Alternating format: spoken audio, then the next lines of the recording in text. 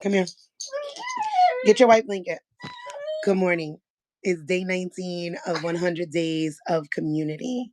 It is Saturday, and we have been up since 5 a.m. And I have a 5-year-old who has been up since 5 a.m. So she's very cranky. I'm sorry. Get your blanket right there. Come on. Come on. So join me in the shenanigans. Would you like to come here? Yes or no? I want to. What? Come here, girl. Get the blanket right here. Get your soft blanket. Get your soft blanket. Morning. Happy Saturday. I have some good news. I have some friends who are coming over to put up the new gazebo, which is very exciting for me. Our backyard is like the soul of our house.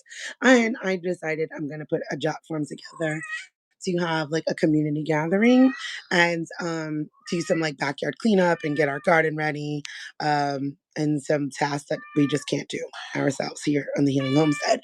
So and it will come with food and a backyard movie night and possibly some stipends, depending on how life goes. Good morning, Carolyn. Get your soft blankie. What is in your mouth? Disgusting. Come on. Come on. Come on. Come on. You weren't being mean. I apologize because I definitely said you were being mean on purpose. And the truth of the matter was you're exhausted. And that's okay. You could be tired. And when we get back up, we will do fun games, okay? And you can play with your Barbies. Give me your gum. Let's throw that out. Let's save that for later. Then I won't throw it away. Pardon me, guys. Give me a second to just get her settled. I just wanted to show up in time because I didn't want you guys to be here and be like, dang, where's Des? So, okay. So it's day 19, and what we are discussing is. You need tissue? Okay, go get tissue, blow your nose, and then come back, okay? And you will cuddle here. It's day 19, and we are talking about unlearning competition to foster collaboration. So this is super important, right? When we're breaking down how to be in community, how to set up advocacy spaces, activism spaces, just community in general, right? Because if we're all in competition, then what the hell are we doing? We're not actually communing, we are competing. And that is a prime tenet of supremacy culture. It wants that, and it keeps us disconnected. We have to constantly remember that supremacy culture exists to keep us disconnected, to keep us blinded, right? Just like constantly dissociated from self and from others. So with day 19, and as we're talking about unlearning competition to foster collaboration, 3 points, right? Oh, thanks. 1, supremacy culture breeds competition over collaboration. 2, collaboration amplifies collective power. Yummy. 3, unlearning scarcity to embrace abundance. And now that one can sound a little bit like, oh, this is not the spiritual bypassing. This is not saying that capitalism doesn't exist. This is a different sort of abundance mindset. Morgan would like to say hi. All right. I was being mean to her because I told her that she was being mean to me on purpose. And I've forgotten that she is 5 and has been up since 5 o'clock in the morning. And so being a little shit is pretty on par when you have not had enough sleep. So she's going to hang out here with us today, and go to sleep. She was feeling really bad, and I'm sorry about that. She was like, you don't love me. You only love your other kids. She's also very dramatic. But I want her to know that I love her very much. I'm telling you and the whole wide world on live. Okay? Okay. And, I need you to recognize when you're tired. Even Tiffany says, she says, I'm a shit when I haven't had enough sleep also. I am also a shit, right? I am, and I am a raving lunatic if I haven't eaten. If you catch me hangry and tired, fucking lunacy going on. So, all right, I'm going to get back to working. You could lay here and go night-night. Okay. Or at least lay here and regulate. Okay. So I added a little bit more, right? Because I like to work in these three aspects of home, work, and self. Those are my three pillars of decolonization. Um, Thank you. Reverend David said he also totally relates. See, you're not alone, kiddo. Um, so as my amazing business coach, Kay Coughlin, reminds me, you have to do the thing before you optimize. So here I am, optimizing day 19. And you guys let me know if you enjoy this structure better. And I also would like some feedback if you want, in the comments. So day 19, one, supremacy culture breeds competition over collaboration. Supremacy culture pits people against one another to maintain division and control by forcing I also have been up since 5 in the morning and the brain is just not braining. By fostering scarcity mindset, it discourages collaboration and solidarity. If you guys follow me elsewhere, no, we're not going to hit the cats. If you follow me elsewhere, very specifically on Facebook, I've been talking about solidarity for like the past decade. I'm like, we don't need allyship. We don't need X, Y, and Z. We need solidarity because solidarity brings people together, even if you do not have certain ideologies, even if you're voting in different ways, right? You have different religions and all. Like solidarity says, fuck all of that. We have a commonality here that we need to get from underneath, and we need to do so by working together, right? We may even walk away from each other when this is all done, but at least the solidarity brought us together to undo the mess that we're in, right? So it's kind of like I saw this like reel the other day on Grey's Anatomy.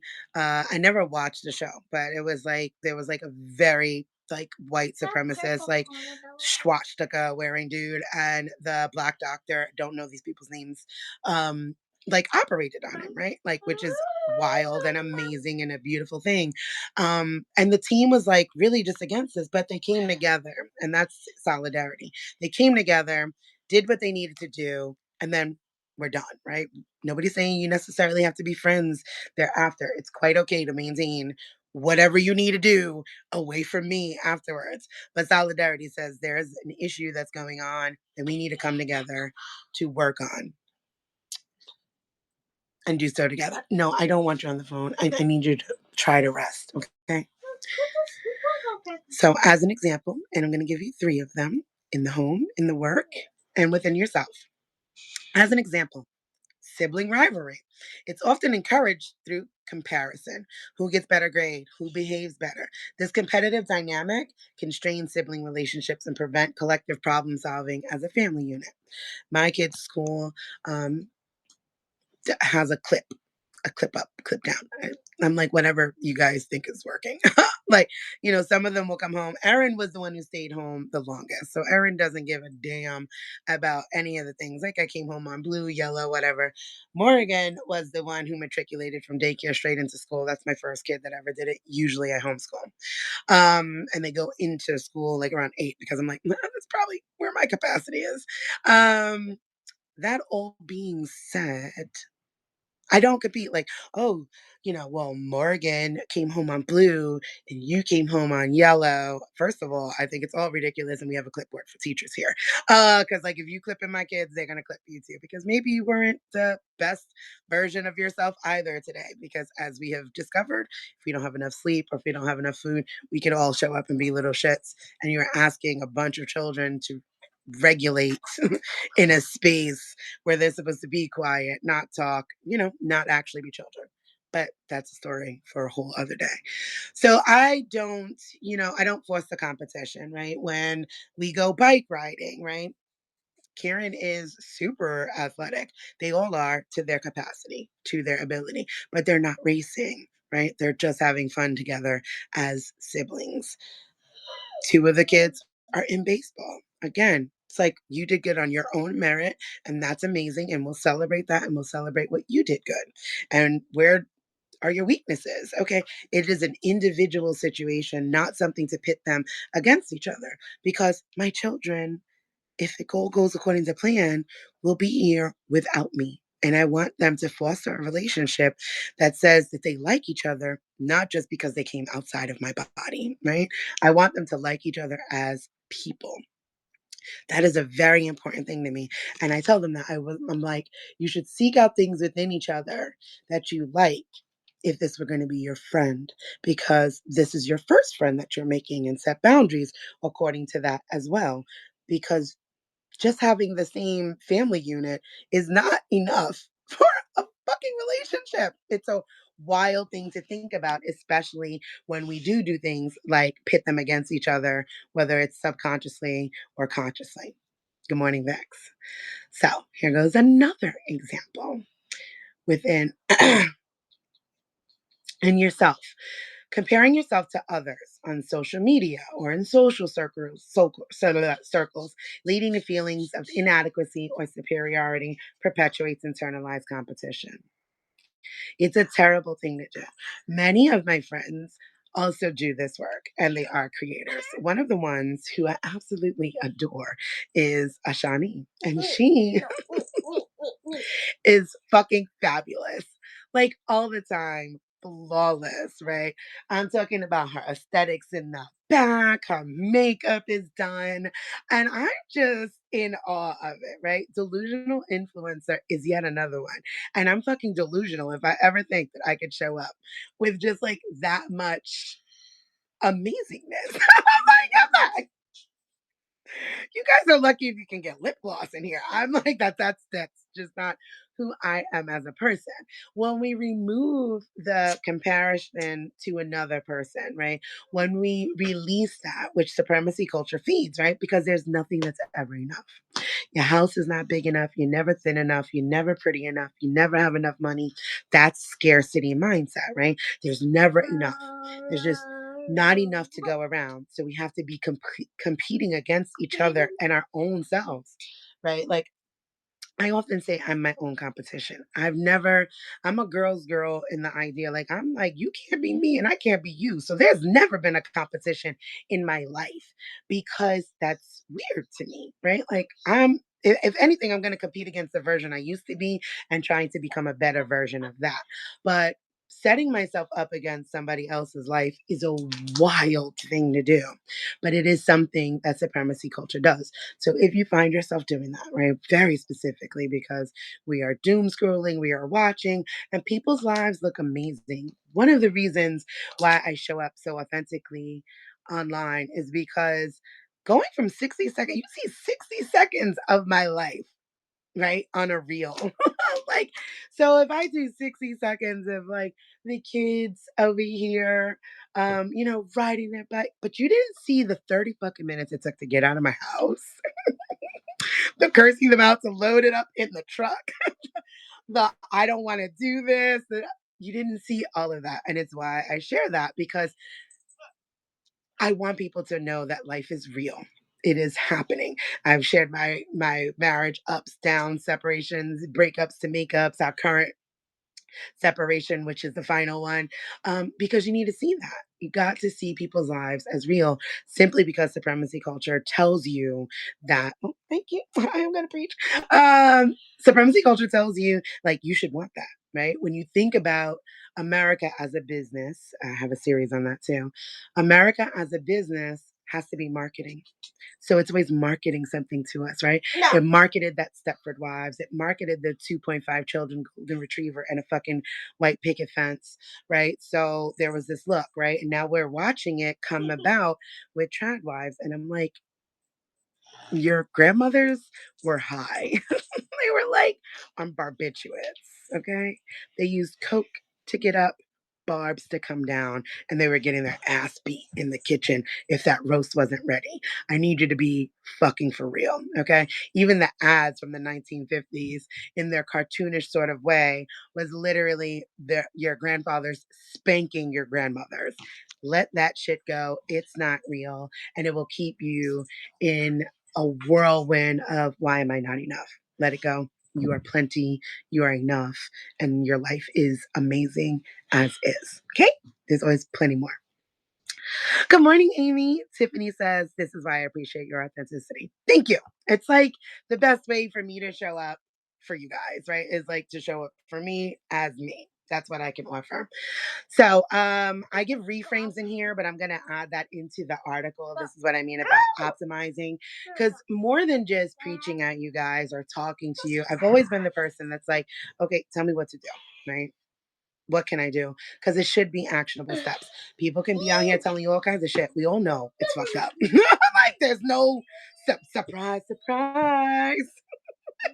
What? We know that. What can we do to change that? But I am trying to keep it to a half an hour. However, I'll put a little thing in there if you guys want to go longer. That's fine too. But in the article, the reframes will come. Another example was in work, hoarding information in the workplace, withholding resources or tips that could help others succeed because of fear that sharing would make you less valuable, right? Like that is such a really real thing, right? Like, oh, I'm not gonna share that because I want to be the most valuable educator on TikTok. What? I want to be the best writer. I literally started a group on Facebook when I was like, oh, moving from TikTok to Substack, it's free. And I'm just sharing my journey, right? Because I'm like, hey, by the way, I just realized that this shares to YouTube and now YouTube is trying to monetize me. That's pretty awesome. This is the community that I'm creating. Like, because I want to see all of the people. I want people to, if we could get one-on-one mentorships on how to dismantle supremacy culture, that would be beautiful, right? I don't want to be the end all be all. That is not good. And again, it fosters that scarcity. If I give this information away, there's not going to be enough people to listen to me. There's not going to be enough people to pay me $8 a month for my Substack, right? That's not true. Well, it's just not even mathematically true, but let alone emotionally, mentally, energetically. Shady, I need you here. I need you resting your body. I know you want to get the cat, but I need you here resting your body.